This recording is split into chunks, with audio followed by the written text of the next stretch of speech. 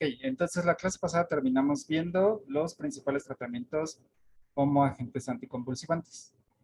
Vimos que principalmente se enfocaban en los mecanismos de regulación de canales de calcio, regulación de canales de sodio, facilitación de la apertura de canales de potasio, así como de canales de cloruro, que en este caso son las benzodiazepinas, y también regulación de algunos aspectos metabólicos, sobre todo para prevalecer la formación de GABA neutralizador. Entonces, también la clase pasada, lo que terminamos, les terminé preguntando sobre por qué era importante, bueno, por qué parte de los principales tratamientos que son las benzodiazepinas, tenemos diferentes tipos de benzodiazepinas o por qué pueden funcionar para diferentes patologías. Y lo que terminamos mencionando fue que realmente la presencia de estas benzodiazepinas o esta diversidad de efectos se debe principalmente a sus efectos farmacocinéticos. Entonces, el hecho de que puedan funcionar como agentes anticonvulsivantes, como agentes ansiolíticos o inclusive como agentes hipnóticos para la prevención de estas enfermedades, pues va a depender exclusivamente de los efectos que tengan sobre su metabolismo. Entonces, parte inclusive, por ejemplo, actualmente lo que ocurre mucho, por ejemplo, en México, es que realmente no estoy muy seguro por qué los médicos les gusta mucho recetar diazepam. Entonces, una de las principales benzodiazepinas que más recetan los médicos es ya sea diazepam o me parece que alprazolam también.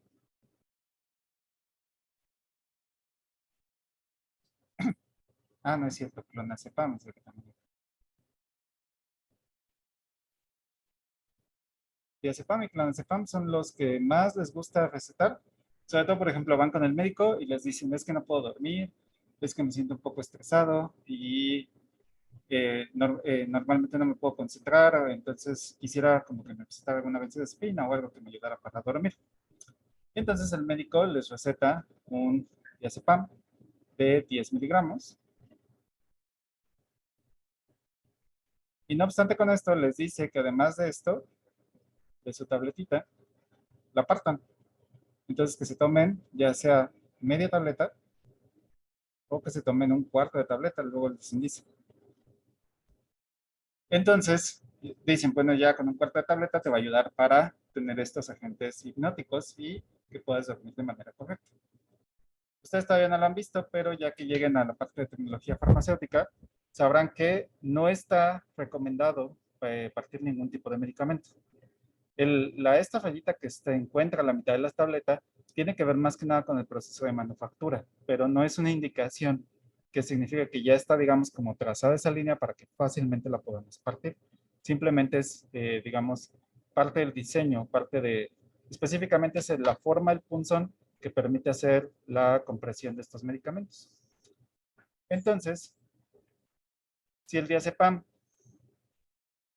lo recetan para insomnio, que esperamos que tengan unos efectos de 1 a 2 horas dentro del sistema, que fue lo que acordamos la clase anterior, o inclusive que pudiera funcionar como un agente ansiolítico de 6 a 8 horas, ¿cuánto creen que es el tiempo de vida media de este medicamento? ¿Creen que se acerque más o menos a esto? ¿Cómo cuánto esperan más o menos que esté su tiempo de vida media en el organismo?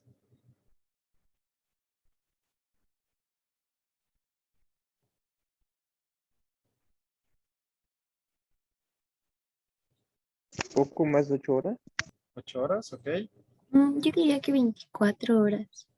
8 horas, 24 horas. Ok, ¿alguien más? ¿Una apuesta?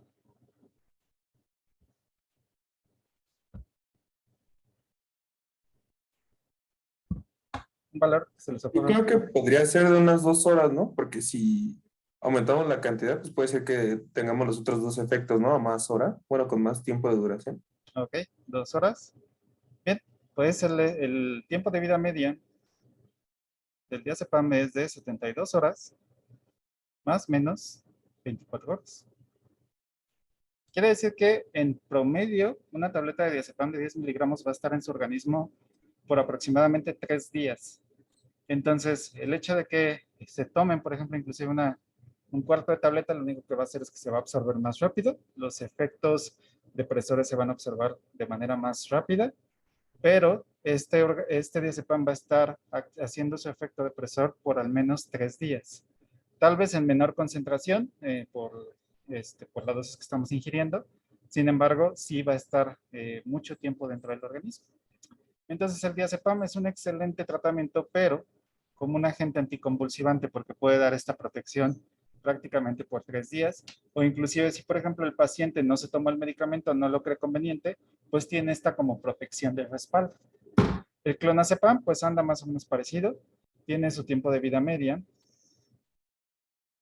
de 24 horas, más o menos 12 horas. Entonces, estas benzodiazepinas, tanto el clonazepam como el diazepam, se consideran como benzodiazepinas de efecto prolongado. Y estas benzodiazepinas de efecto prolongado son recomendadas como agentes antiepilépticos o como agentes anticonvulsivantes, nuevamente por este espectro que pueden proteger a la persona durante 24 horas, porque sabemos que la epilepsia puede ser impredecible. Puede ser que en algún momento del día le llegue un efecto detonante que inicie el proceso de convulsiones, pero a lo mejor en ese momento no se tomó su tableta, pero tiene esta protección dentro del sistema que va a evitar que a lo mejor se dispare o por lo menos los efectos convulsivantes no sean tan agresivos. Pero ¿qué pasaría, por ejemplo, si yo quisiera realmente tomar una benzodiazepina para mi insomnio? Es decir, yo estoy diagnosticado como con insomnio o inclusive por el estrés de las actividades del día a día o por alguna situación, por ejemplo, un evento traumante, podemos desarrollar insomnio temporal. Entonces, ¿cómo podemos hacer para corregirlo? Pues simplemente tomando la benzodiazepina correcta y no hacer esto de empezar a partir las tabletas para disminuir el efecto.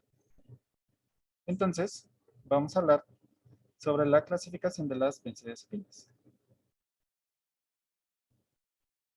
Tenemos de corta duración,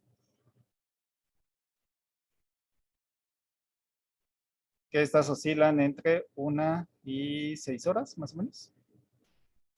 Aquí tenemos, por ejemplo, al midazolam, que su tiempo de vida media es de 1.9 más o menos 0.6 horas. Es decir, lo máximo que va a durar este midazolam en el organismo van a ser 2 horas y media, más o menos. Entonces es bastante bueno para, por ejemplo, el tratamiento de insomnio. Yo me quiero dormir a las 2 de la noche, a las 2 de la mañana, pues me empiezo a tomar mi tratamiento desde las 11 de la noche, 12 de la noche, ya más o menos voy apagando mi sistema, voy haciendo las cosas ya para prepararme a dormir y el efecto va a llegar dentro de estas 2 horas y ya voy a tener, por ejemplo, la conciliación de sueño sin tenerme que prolongar hasta las 4 o 5 de la mañana para poder conciliar el sueño. También, por ejemplo, tenemos aquí al triazolam, que este está de igual de 2.9 horas, más o menos 1 hora. Y tenemos también a los compuestos Z, que es el zolpidem y zaleplon. Estos tienen también su tiempo de vida media como de 3 horas. Ahorita voy a hablar un poquito más acerca de los compuestos Z, solamente anoten que zolpidem y zaleplon pertenecen a esta categoría. Pero ahorita les digo de dónde salió esto de compuesto Z. Tenemos de acción intermedia.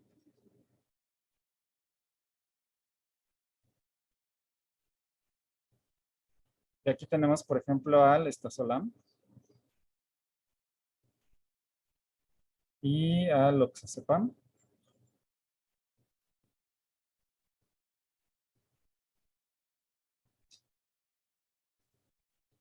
Estos más o menos oscilan entre 8 horas más menos 2 horas. Es decir, lo máximo que va a durar son como 10 horas durante el día.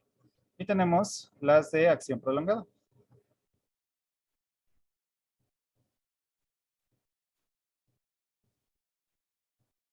Donde tenemos al flurazepam,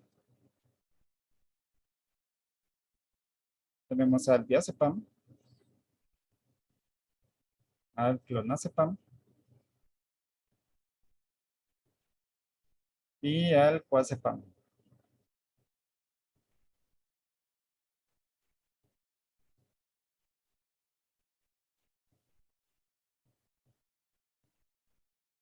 Este oscila más o menos de 43 horas, más o menos 5 horas. El diazepam es de, como les había dicho, de 72 horas, más o menos 12. El clonazepam es de 39 horas. Y el clonazepam es de 23 horas, más o menos 5 horas.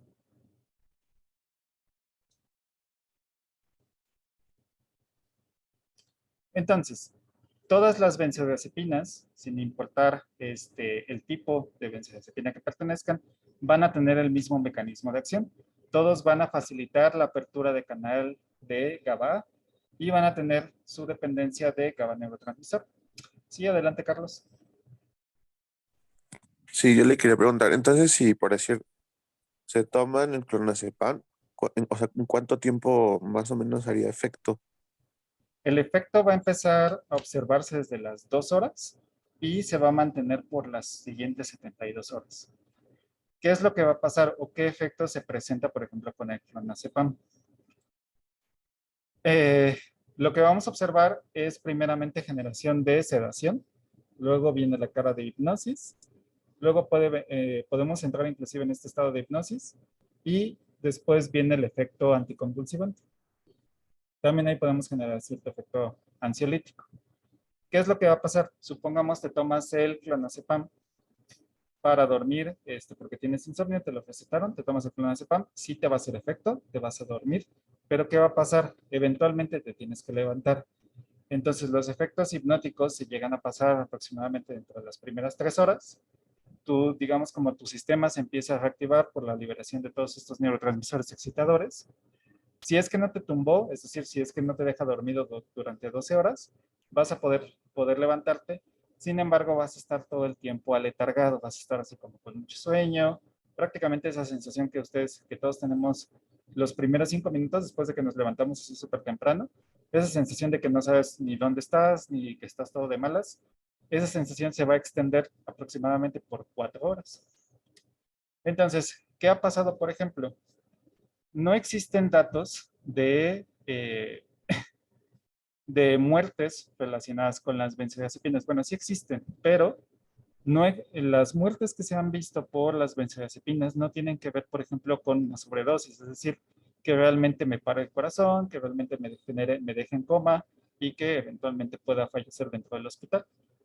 Los casos más comunes que ocurren con accidentes relacionados con benzodiazepinas es principalmente por las actividades que realiza. Es decir, se diagnostica de forma incorrecta, bueno, más bien, se administra de forma incorrecta diazepam. Entonces, ¿qué van a hacer, por ejemplo, ustedes? A lo mejor algunos de ustedes tienen clases presenciales el día de hoy. Van a salir a la calle, van a estar con estos efectos sedantes e hipnóticos del clonazepam y es muy posible que sufran un accidente, ya sea, por ejemplo, si van a llegar a actividades de laboratorio, puede ser que, por ejemplo, trabajen con un ácido y se les caiga, puede ser que estén adormilados y no se fijen y sean atropellados en la calle, o que, por ejemplo, se caigan de las escaleras por estar en este proceso. Entonces, muchos de los reportes que se han visto por esta muerte, inclusive por las benzodiazepinas, tiene que ver más que nada por la circunstancia en la cual se generó este efecto. Entonces, más que un efecto, digamos, como letal a través del mecanismo de acción, simplemente es por la condición donde se observa este principal efecto. Entonces, sí, digamos que todos los efectos se van a observar a diferentes tiempos, solamente que el organismo necesita responder. Entonces, va a meter más carga, por ejemplo, de adrenalina, de dopamina y de serotonina para poder despertar.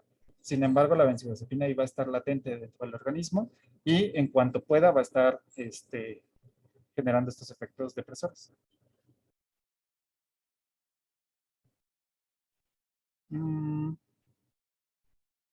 A ver, preguntan, dado su tiempo de vida media, ¿se modifica su vía de administración? Casi no, salvo que, por ejemplo, haya incompatibilidad de la formulación. La mayoría son por vía oral.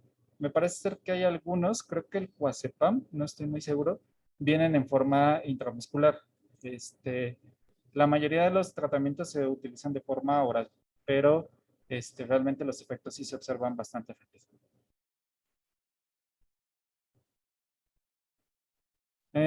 Ok, sí, vamos a hablar acerca del flumazenil. Ok, entonces, y ya nada más como, digamos, como dato.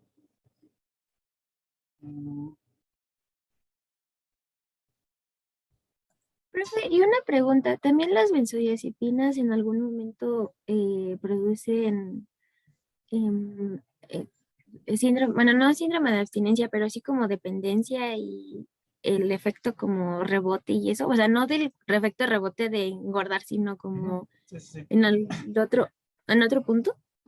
Sí, sí generan síndrome de abstinencia. Sobre todo, por ejemplo, cuando, dependiendo de la dosificación. En algunos casos, por ejemplo, las personas toman diazepam, supongamos para tratamiento de insomnio, entonces se la van a estar tomando todos los días. Como vamos a tener una bioacumulación por el efecto que les mencioné, que va a estar viviendo este diazepam por lo menos 3 días, cuando incrementamos la concentración del sistema o la concentración plasmática, sí se puede llegar a observar ciertos efectos de dependencia. También se ha visto que, por ejemplo, benzodiazepinas de corta duración, si se toman, digamos, con mucha frecuencia, podemos generar este síndrome de abstinencia. Ventaja es que es un síndrome de abstinencia no tan severo, es decir, sí se puede, digamos, como revertir de manera adecuada. No genera tantos, por ejemplo, problemas de adicción como otro tipo de fármacos que actúan sobre el cerebro, pero sí está presente este síndrome de abstinencia. Efectos rebote como tal casi no hay, o sea, no es como que se dispare demasiado el glutamato. Realmente, nuevamente, como no estamos modificando el canal, solamente estamos permitiendo que el mismo organismo se dedique a producir la misma cantidad de GABA, entonces no vamos a modificar como estas concentraciones de síntesis. Solamente vamos a permitir que sea más eficiente. Una vez que se una GABA neurotransmisora GABA, pues va a permitir hacer su efecto. Y entonces va a funcionar, digamos, como que optimizamos un poco más el sistema, pero no lo descompensamos, como por ejemplo con las anfetaminas, que ahí sí generamos un agonismo directo sobre el receptor, que inclusive podemos desensibilizar. ¿Ok? Gracias, profe. Sí. Entonces, aquí nada más una como advertencia con el flunitrazepam. El flunitrazepam ya no se comercializa de forma legal, ya fue retirado del mercado, sin embargo, pues sabemos que se puede conseguir de manera, pues buscando se puede conseguir. El flunitrazepam se consideraba como una droga de abuso sexual. Entonces, ¿cuál es la característica del flunitrazepam? Tiene un tiempo de vida media de 48 horas, entonces es de acción prolongada. Sin embargo, los efectos sedantes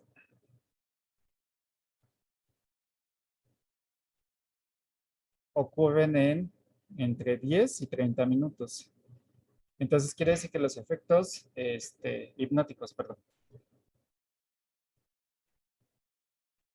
Bueno, sedantes hipnóticos ocurren entre los primeros 10 y 30 minutos. Quiere decir que es una benzodiazepina muy potente, sobre todo para los efectos de hipnosis, es decir, les da mucho sueño muy rápidamente. ¿Cómo se utilizaba esta droga? Y supongo que todavía se sigue utilizando, solamente para que tengan cuidado. Pues ya hemos visto que estas benzodiazepinas tienen acción o se potencializan con el alcohol. Entonces, ¿qué hacen?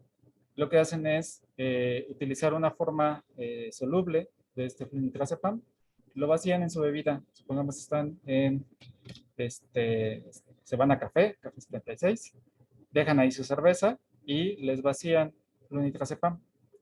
¿Qué es lo que va a pasar? Que los efectos se van a observar mucho más rápido. Entonces, por ejemplo, si van solos o no van acompañados, ¿qué es lo que va a pasar? Que van a sentir esta sensación de sueño y de hipnosis. Y entonces, ¿qué es lo que hacían?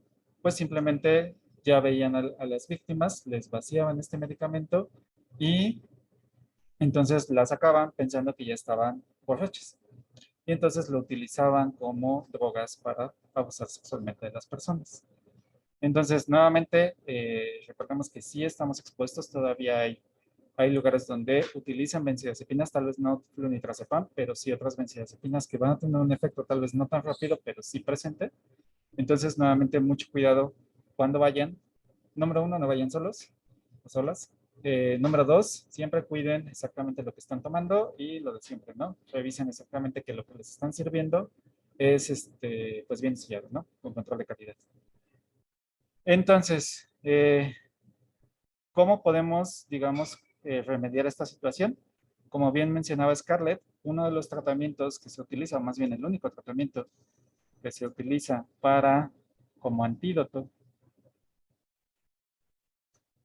de las benzodiazepinas es el flumazenilo.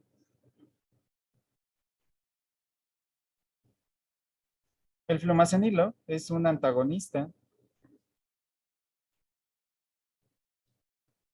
del canal GABA, pero no se va a unir solamente no es un antagonista directo del canal GABA, sino más bien es un antagonista del sitio de unión de las benzodiazepinas. Entonces, recordemos que el canal tenía así varias subunidades. Teníamos la subunidad alfa, beta y una subunidad gamma. Entonces, recordemos que entre estas subunidades teníamos los dos sitios de unión a benzodiazepinas. Entonces, el flumazenilo va a antagonizar estos sitios, previniendo que las benzodiazepinas se unan. Y esa es la única manera que se ha utilizado como tratamiento para contrarrestar los efectos adversos de las benzodiazepinas. Como bien menciona Scarlett, muchas veces si se administran de manera muy rápida o se administran en dosis elevadas, podemos generar cierta disminución de la frecuencia respiratoria y cierta disminución de la frecuencia cardíaca. No lo suficiente como para generar un paro cardíaco, nuevamente porque tenemos el seguro del GABA neurotransmisor, pero sí está presente pero sí puede generar cierta depresión respiratoria. Si esta persona, por ejemplo, ya tiene complicaciones como asma o enfermedad pulmonar crónica obstructiva o inclusive personas con COVID, pues obviamente estos efectos respiratorios se van a acrecentar y sí podemos generar un riesgo a la población. Entonces, si ustedes, por ejemplo, llegan a urgencias o llegan y dicen que pues, han tenido una sobredosis por benzodiazepinas, lo que les van a dar es flumazenilo para antagonizar los efectos, esperar a que se vaya metabolizando y que puedan ser liberados o dados de alta en aproximadamente 1 o 2 días, es decir, no van a generar tantos problemas. Preguntan si podemos generar un antagonista excitatorio como antídoto. Se podría, pero uno de los principales efectos que se genera es la presencia de convulsiones. Entonces, tendría que ser, digamos, como saber exactamente qué tipo de antagonista es, cuidar bastante la dosis para neutralizar exactamente los efectos depresores. Pero si tantito se desplaza el equilibrio hacia el lado excitatorio, podemos inclusive generar procesos de convulsiones y también no es algo que quisiéramos desarrollar. ¿Ok?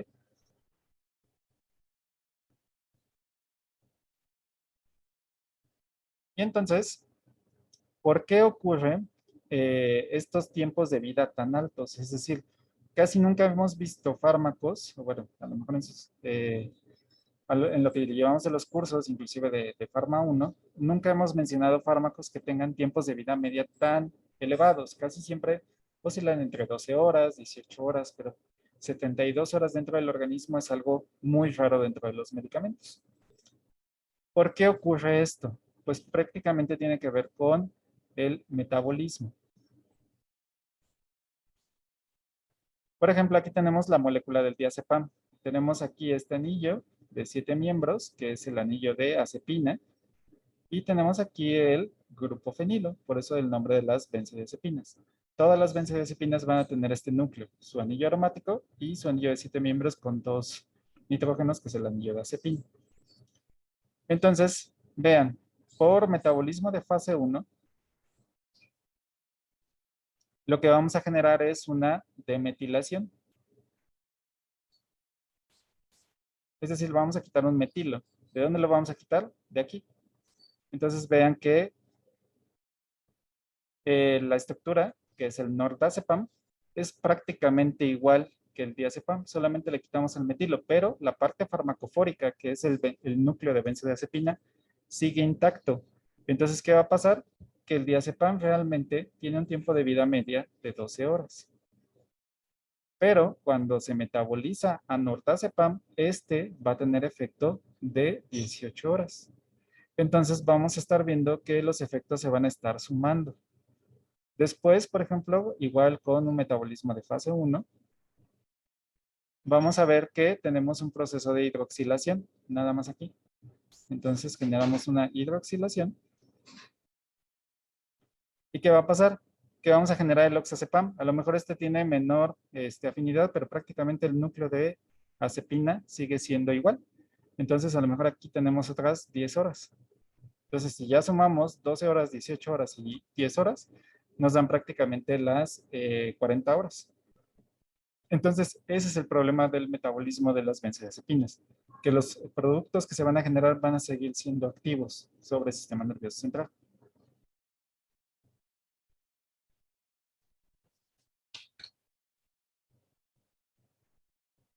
Y entonces, ¿hasta qué punto nosotros vamos a terminar o vamos a...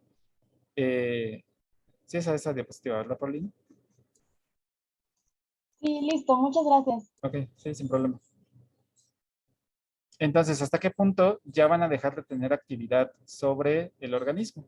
Pues nuevamente hasta que generemos metabolismo de fase 2. Es decir, hasta que generemos ya un proceso de inactivación selectiva, que en este caso sería la adición de un grupo glucurónido. Entonces, este metabolito ya es muy grande, ya no tiene afinidad sobre el canal y entonces este ya es inactivo. Entonces, hasta este punto es cuando deja de perder su actividad después de todo este proceso. Obviamente también puede ver que este sea, digamos, el benzodiazepam sea mucho más eficaz que el nortazepam y así sucesivamente. Pero, pues sí, vamos a seguir teniendo esta actividad depresora.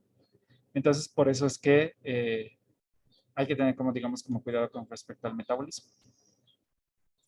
Profe, una pregunta, ¿puede volver a repetir cómo se llamaba lo de la fase 2?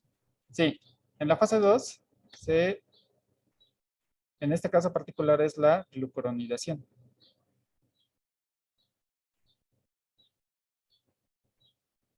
Que simplemente es la adición de un grupo glucurónido.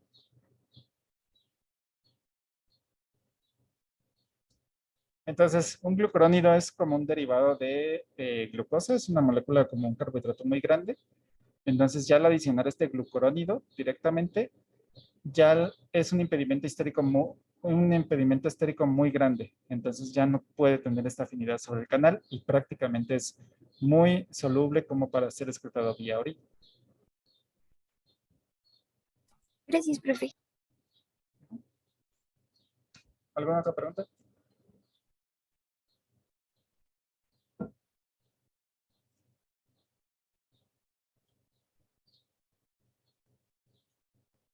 Ok, entonces ya para terminar, vamos a hablar nada más brevemente de los compuestos Z.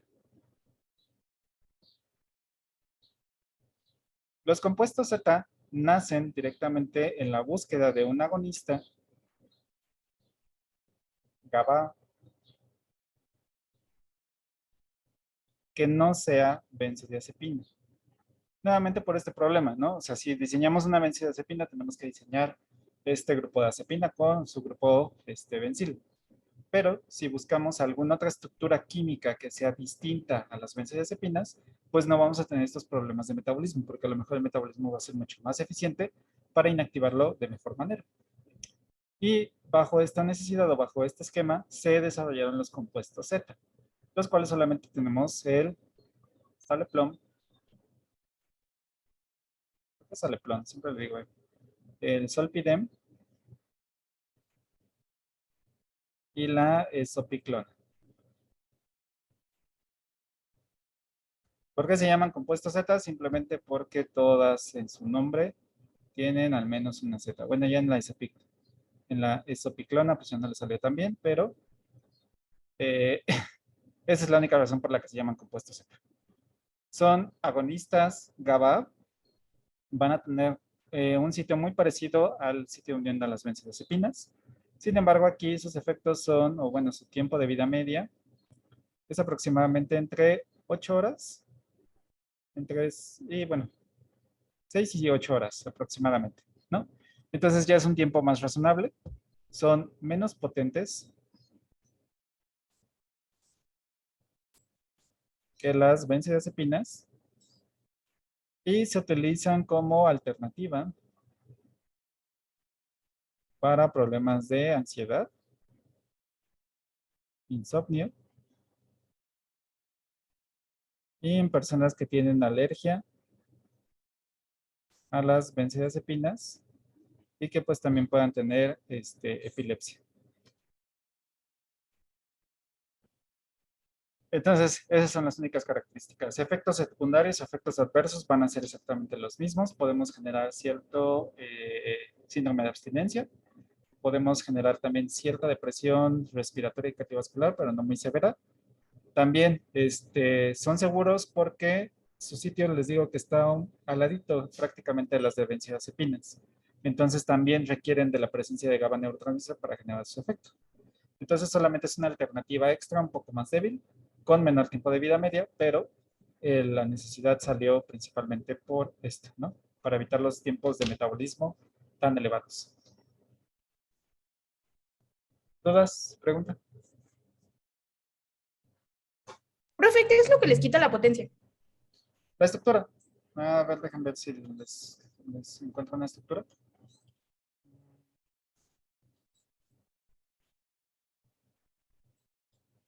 Digamos que no se van a unir tan fácilmente al canal GABA, o con tanta afinidad que con respecto a las benzodiazepinas, pero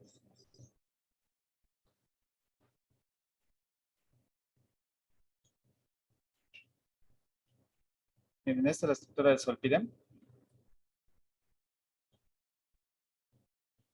Entonces, tiene ciertas similitudes. Digo, aquí tenemos el anillo aromático. También buscaron fármacos que sean con 2 grupos amino, pero no tenemos fármaco de este anillo de acepina, sino es un anillo un poquito más chiquito.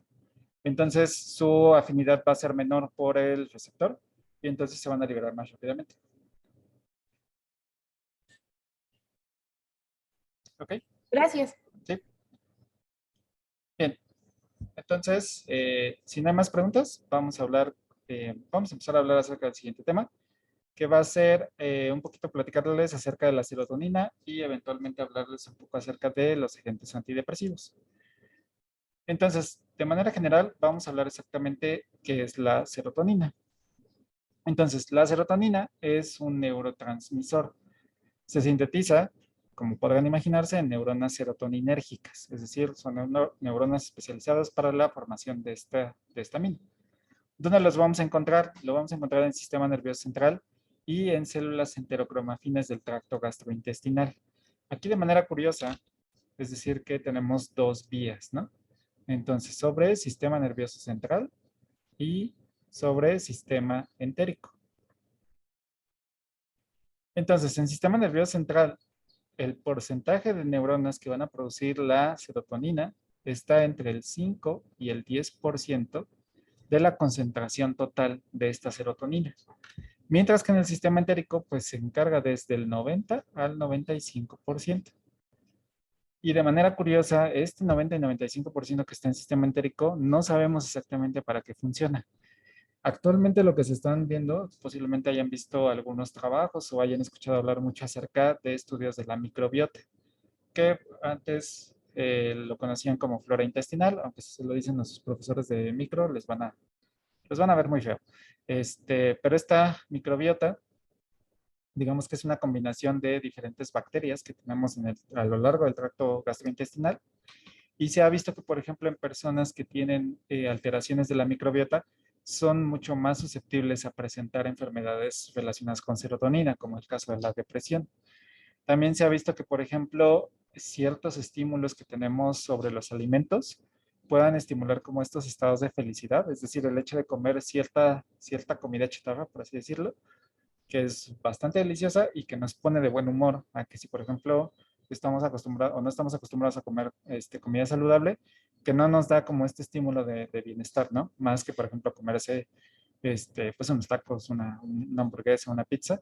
Se cree que es por esta, digamos, activación de la microbiota que estimula la liberación de serotonina y digamos que llega al sistema nervioso central y nos da estos efectos como placenteros. Pero, pues nuevamente, está más presente en el sistema entérico, pero casi no tenemos información. Toda la información que sabemos de serotonina es por estas pequeñas neuronas del cerebro. Ahora bien, ¿cómo la vamos a biosintetizar o de dónde proviene la serotonina? Pues nuevamente necesitamos el precursor, que en este caso es un aminoácido, que es el triptófano. Entonces el triptófano lo podemos adquirir de la dieta, se puede producir dentro del organismo y para producirlo, pues necesitamos solamente de dos enzimas para producir la serotonina. Primeramente necesitamos agregar un grupo hidroxilo en esta posición. Entonces, la enzima encargada de esto va a ser la triptófano hidroxilasa, que esta es nuestra enzima limitante. Quiere decir que personas que, por ejemplo, tienen índices o tendencias depresivas, muchas veces se ha asociado a que esta disminución de la enzima triptófano hidroxilasa se encuentra abatida. Entonces no producen suficiente serotonina y por eso son más susceptibles a generar depresión. Después, lo que necesitamos es eliminar este carboxilo. Por lo tanto, necesitamos una descarboxilasa de aminoácidos aromáticos, junto con un factor que en este caso es la vitamina B6. Entonces, quitamos este carboxilo y ya tenemos a nuestra serotonina, que también lo pueden encontrar con el nombre de 5-hidroxitriptamina. De hecho, por eso se les denomina 5-HT. Que la triptamina solamente le quitamos esto de acá y esto es la triptamina. Entonces, la presencia del hidroxilo, de ahí se le da el nombre de 5-hidroxitriptamina. Entonces, ya tenemos aquí nuestro primer neurotransmisor. Y vean que para la parte de la degradación tenemos, bueno, más bien, esta serotonina tiene dos opciones. Uno, avanzar en el metabolismo para la formación de otro precursor o ser degradada. Si queremos avanzar hacia otro precursor, necesitamos una serotonina o 5-hidroxitriptamina N-acetilasa para formación de la N-acetil 5-triptamina. Y finalmente con la 5-hidroxindol o metiltransferasa, que solamente la adicionamos aquí a un grupo metilo en el hidroxilo, generamos la melatonina. Entonces sabemos que la melatonina tiene que ver mucho con los ciclos del día y noche.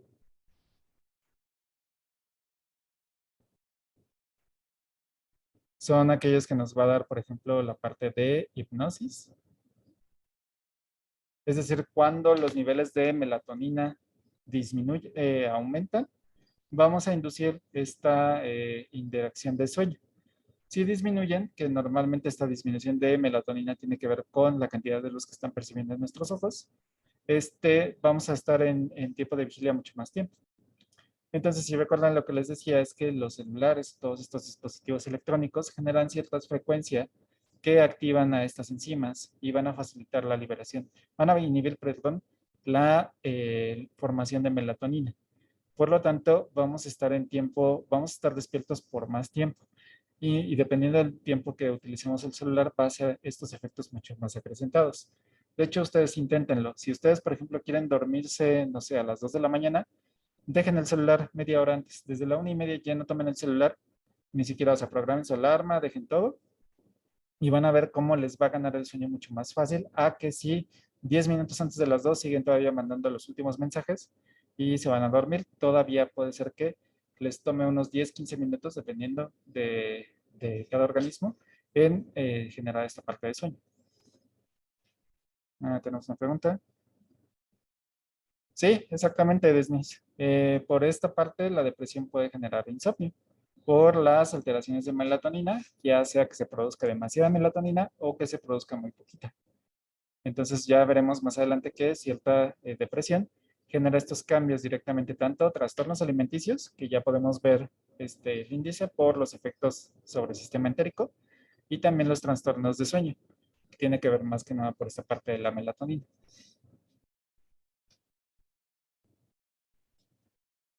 ¿Ok? Y entonces, regresando un poquito hacia la serotonina. La serotonina, su mecanismo de degradación, vean quién es la encargada. Ya hemos visto en su enzima, que es la MAO, que, por si no lo recuerdan, es la monoamina oxidasa. Entonces, si recordamos, el mecanismo de acción de la monoamina oxidasa se encargaba de hacer la oxidación de los grupos amino. Esta la vimos directamente cuando estábamos revisando tanto noradrenalina, dopamina y adrenalina. También habíamos visto la COMT. Sin embargo, pues aquí no tenemos el grupo catecol. Por lo tanto, la COMT no le va a hacer ningún tipo de modificación a esta serotonina, pero la MAO sí. Entonces, la MAO va a generar este producto, que es el 5-hidroxindol-acetaldehído, y de ahí podemos tener dos procesos, ya sea que se oxide hacia el ácido carboxílico o que se reduzca hacia el alcohol. La mayoría de, bueno, el metabolismo casi siempre se va hacia esta vía. Entonces, digamos como que este es el producto mayoritario. Entonces, ha habido, ya casi no se utiliza, pero antes se utilizaban pruebas en sangre para la detección de 5-hidroxitriptofol. Y se determinaba, por ejemplo, que si los niveles estaban bajos, tanto de 5-hidroxitriptofol, pues se asumía que había muy poca producción de esta serotonina. Sin embargo, no era tan confiable porque no se sabía exactamente, porque como no tenemos un indicio de cuánto tenemos, no sabíamos si de base habíamos producido muy poquita enzima o a lo mejor la MAO se encontraba abatida. Entonces la MAO no generaba tantos efectos y entonces no sabíamos si realmente por eso no se formaba este producto. Entonces eran los primeros estudios que se utilizaban o todavía se buscan para la detección de los niveles de serotonina.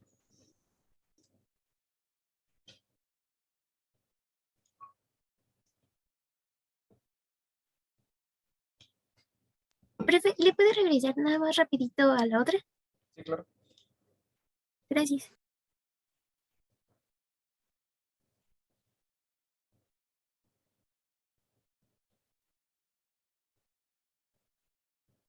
Gracias, profe. Perfecto. ¿Dónde lo podemos encontrar o cuáles son los efectos que se han visto por parte de la serotonina? Pues la serotonina la vamos a tener efectos a lo largo de todo el organismo.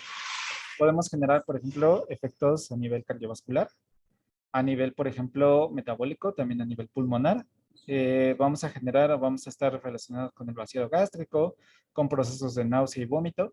Se ha visto que, por ejemplo, personas que tienen tratamientos con quimioterapia, se modifican o se destruyen estas neuronas serotoninérgicas y también se afecta parte de las neuronas que se encuentran en el tracto gastrointestinal y eso genera los problemas de vómito, que son vómito por quimioterapia y no vómito por mareo, que el mareo es cuando perdemos el equilibrio, que sí, el término correcto es cinetosis.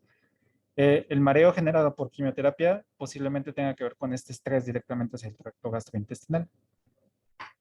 Tenemos regulación a nivel hormonal. Y a nivel del sistema nervioso central, que son prácticamente los efectos más conocidos, pues podemos regular tanto el estado de ánimo, la memoria, estados agresivos, estados de miedo, inclusive la respuesta al estrés, el apetito, la adicción e inclusive la interacción sexual. Esta atracción sexual que tenemos hacia otras personas o este estímulo sexual está directamente relacionado con la serotonina. También podemos generar ciertos efectos que puede ser el movimiento, los ciclos circadianos, aunque esto está más relacionado con la melatonina de manera indirecta, procesos de vómito y centros respiratorios.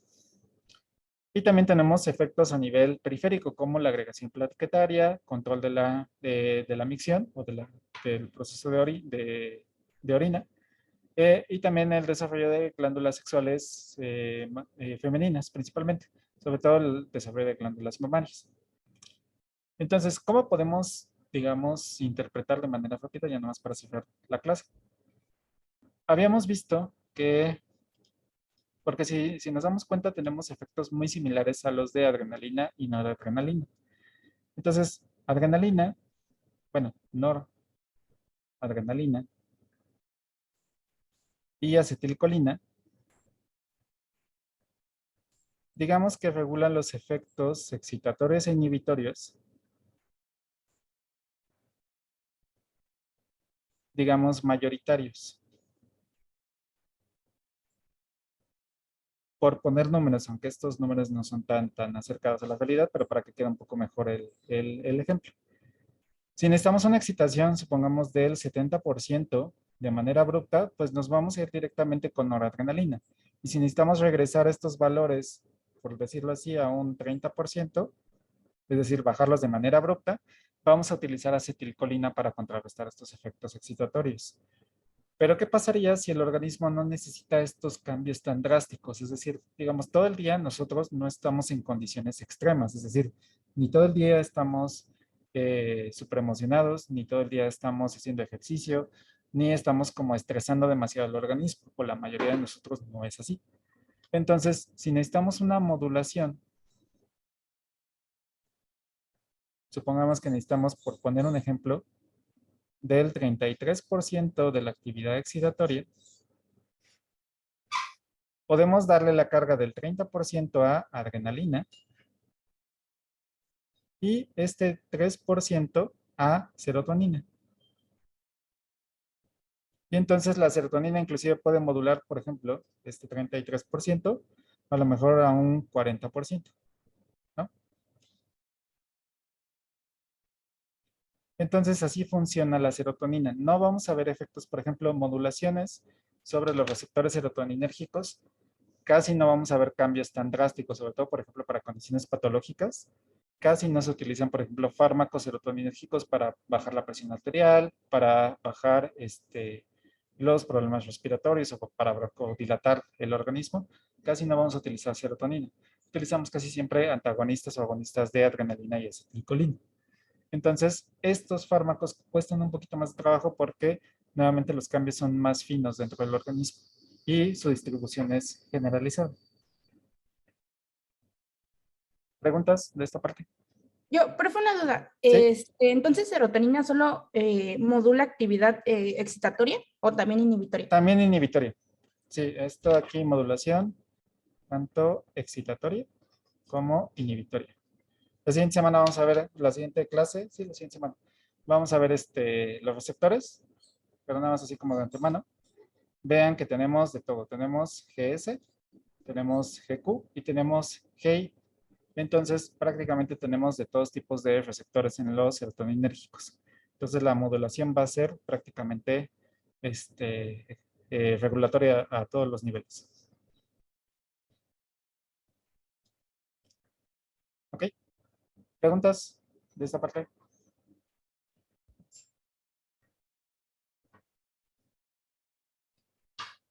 ¿No? Entonces, si no hay más preguntas, nos vemos la siguiente semana. Profe, yo tengo una duda. Sí, claro. Bueno, es que no sé si lo entendí bien